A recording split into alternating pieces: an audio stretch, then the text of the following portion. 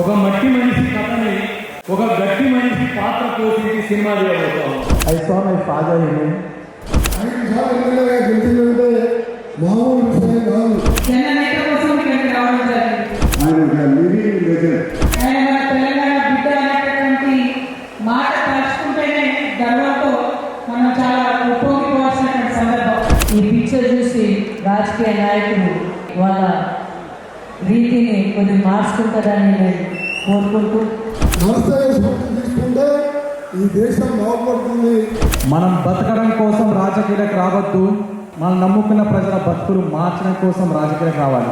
రాజకీయం అంటే ఉద్యోగమో వ్యాపారమో కాదు, ఇది ఒక సామాజిక బాధ్యత అని మళ్ళీ గుర్తు చేయడం కోసం మాత్రమే సినిమా చేస్తున్నా.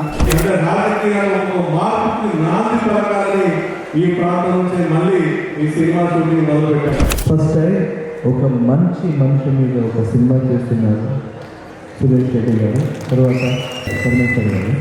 This film should be an inspiration for all the politicians, all young politicians to do how Gummadi Garu does for the people, live for the people, will be for the people forever, forever and forever.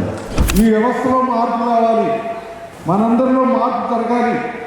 మన ముందుకి వచ్చేటువంటి చిత్రం ప్రజలకి ఉపయోగపడే పద్ధతుల్లో, ప్రజలు ఆలోచించే పద్ధతుల్లో, ప్రజల్లో మార్పు వచ్చే పద్ధతుల్లో ఉండాలని చెప్పి కోరుకుంటూ